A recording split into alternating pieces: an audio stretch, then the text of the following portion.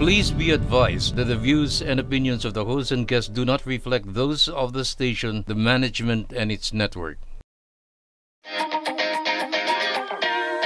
Sa barangay tayo, ikaw at ako.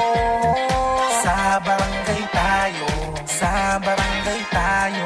Sa barangay tayo, ikaw at ako. Madami kang matututunan, nakaalaman, kaya lagi tandaan. Sa barangay tayo.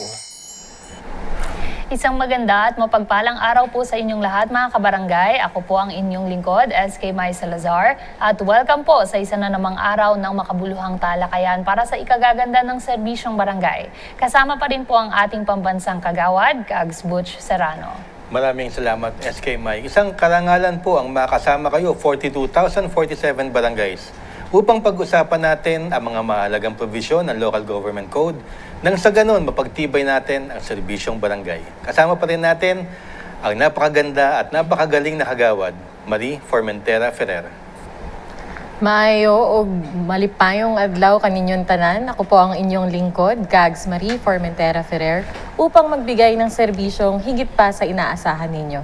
Kasama po ang ating pinakapipitagang kapitan, Cap Dondon Francisco. Salamat, Kags Marie.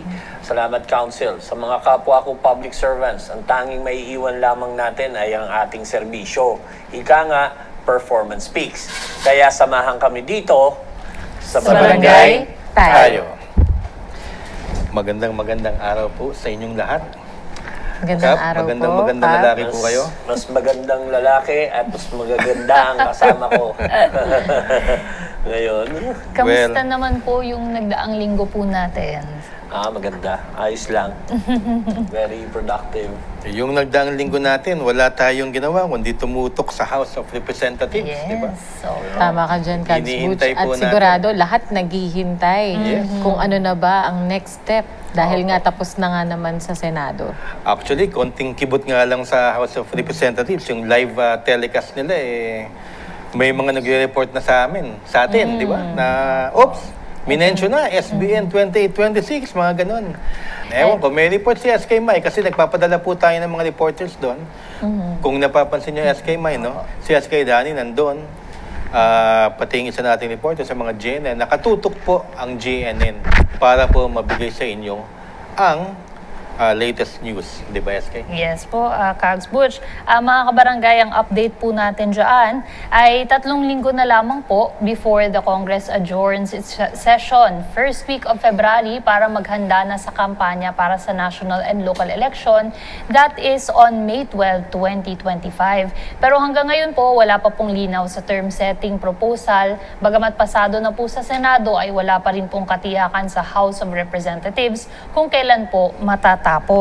Ayon po kay Negros Oriental Congressman Manuel Sagarbarria, chairman po ng Committee on Local Government, hanggat wala pong batas para palitan po yung term setting ng barangay officials, ay sa ngayon tuloy po ang BSKE sa December 5, 2025. Samantala, noon pong January 17, last week, ang kanya pong komite ay pinasa na on first reading ang HB o House Bill 10747 para ito ay umakyat sa second and third reading sa Kongreso. At hindi lamang yun, SK Mai. Habang nangyayari ang lahat ng ito, ay sinabi ni COMELEC Chairman George Garcia na ang Commission on Election ay naghahanda na para sa BSKE December 5, 2025 at inatasan na rin niya ang isang subcommittee ng COMELEC na maghanda kung sakaling hindi umabot ang term extension ng mga barangay officials. Ayan, so marami tayong pag-uusapan. Pero bago lahat, tignan po natin sa screens natin ang naging timeline ng SB 2816 at HB 10747. Roll VTR. Nagbibigay ng aral sa mga kagawad at kapitan. Sa barangay tayo, ikaw at ako. Sa barangay tayo, wow. Sa barangay tayo, ikaw at ako. Nagbibigay ng aral sa mga kagawad at kapitan. Sa barangay tayo.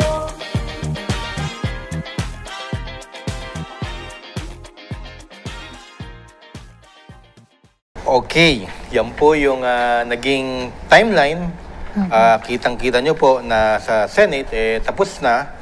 Ang hinihintay na lang po natin, and simula po nung Lunes, ito lang po nakaraan. Ngayon po is Wednesday. Kung papanoodin nyo po kami ngayon, Thursday na. So wala pa rin pong nangyayari. Hindi po namin alam maya-maya sa plenary session ng Congress kung mapapag-usapan nga. Ano ba nababalitaan nyo, no? Kags Marie? Balita lang naman, Kags, no? This is just an inside info na sa ngayon ay wala pa pong katiyakan talaga na mapag-uusapan ito dahil marami daw pong inaasikaso. At the same time, yung time frame, Kags. Kasi sabi nga natin, at ang pagkaka-report sa atin ay tapos na at naiakyat na for first reading. Pero ang pinakamahalaga po kasi ay yung second and third reading na hanggang ngayon ay inaantabayanan pa rin po natin kung ito po ba ay mapag-uusapan na sa House of Representatives. Kap, matagal-tagal. Second reading, matagal yan kasi almost 300 members ng House of Representatives. Sabihin natin, again, hindi naman lahat sang-ayon po dyan, Kap. So, mga magtatanong po yun kung bakit, sa House kasi 6 years kung bakit nagaganon. At kung anong rason behind na pagpasa nila nito. May kanya-kanyang, actually, sa kanila, ang tawag sa mga congressman, di ba, representatives. So may mga representatives o may mga syudad o kaya distrito na may mga ayaw at merong mga may gusto.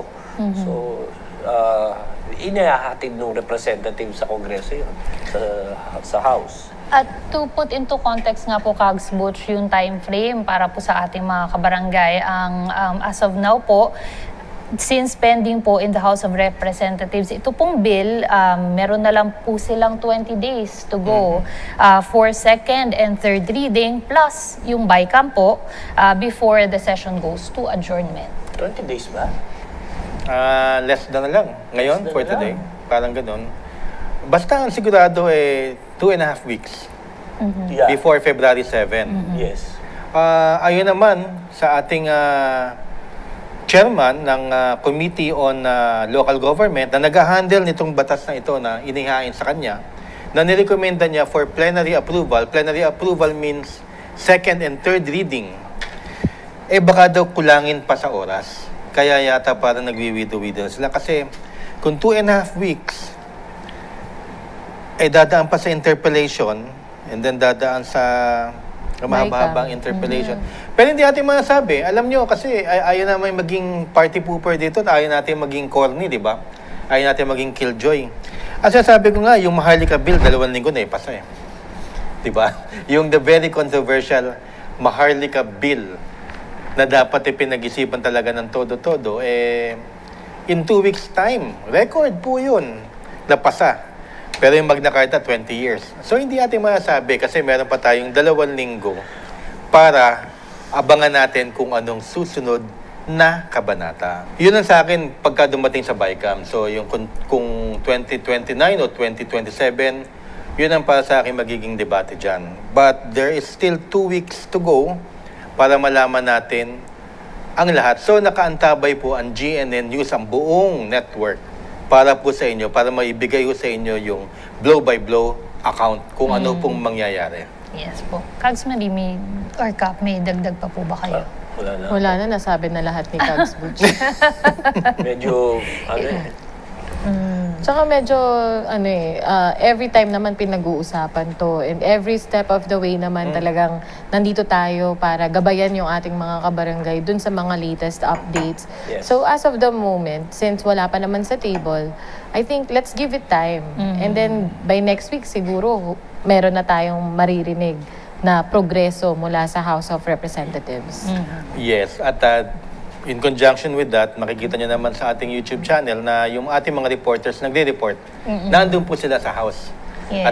At pati sa Comelec, nandun po sila. At i-upload din po natin yan sa ating Yes pong po. page para po mapanood din ng ating mga kabarangay. sikat Yes. ngayon, Quadcom Ang sikat ngayon, Quadcom. Quadcom. Oo. Ano ba nangyari sa Quadcom ngayon? Yung ginagawa nila doon, yun Saan? ang sikat ngayon sa Congress. Very busy. Oo. Very busy ang Saka, Quadcom. lumutang pa yung tungkol doon sa yung blank something.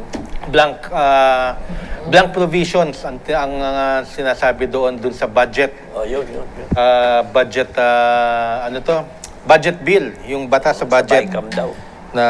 Sa BICAM daw nagkaunsihan. So, sabi ko nga, nung kumaalala niyo yung sinabi natin, last week, ang BICAM, ang the most powerful committee.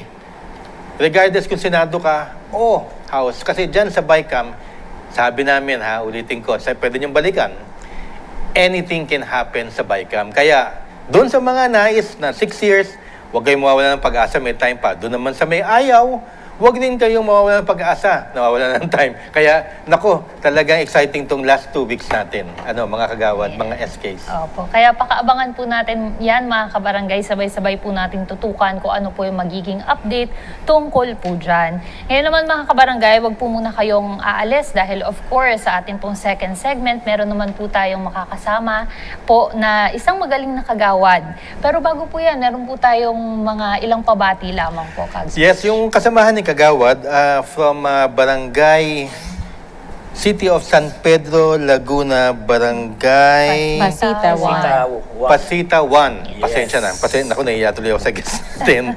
At ang kanilang punong barangay is the Honorable Fernando B. Malveda. Ngayon, babasahin ko na lang po Pasensya na kayo at ngayon lang po namin naabot to. Yung kanila pong council, babatiin po namin. Sandali lamang po. At naka-shades ako. Hindi, joke. Si Kagawad Reggie Baldos, Honorable Antonio B. Magtibay, Honorable Vicente D. Solidum Jr., of course, punong barangay Fernando B. Malveda, Honorable Noel Bunyag, Honorable Roland B.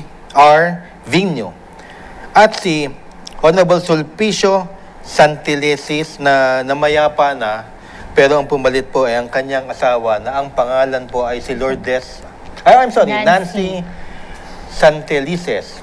At kay Kagawad Lourdes Dogmok. Pasensya na at nakatingin ho kami din Pasensya na po kayo. Pagbati din po kay Honorable Vicente Jude T. Solidum, kay Honorable Marky S. Oliveros, CLGOO Lani Bautista, Honorable Nina B. Almoro, and of course kay City Mayor Honorable Art Joseph Francis Mercado, Mrs. Mika Mercado, Honorable Joy Chelsea V. Villegas, and Honorable Aldrin Gerald C. Mercado. Ayan, maraming salamat. At Kapitan at Council, maraming salamat sa pinadala niyo po sa aming mga kalendaryo. At meron po din ng mga parang diary, notepad, para po binigay po sa aming apat. Maraming salamat po at nag-abala pa kayo. Thank you po. Yes po, maraming salamat po. At mga kabarangay, maraming salamat po sa pagtutok sa ating first segment. Pero gaya nga po ng nabanggit natin kanina, makakasama po natin ang isang magaling na kagawad mula po sa City of San Pedro, Laguna, ng Barangay Pasita 1. Lahat po yan sa pagbabalik ng Sa Barangay Tayo. Sa barangay tayo, ikaw at ako. Nagbibigay ng aral sa mga kagawad at kapitan. Sa barangay tayo.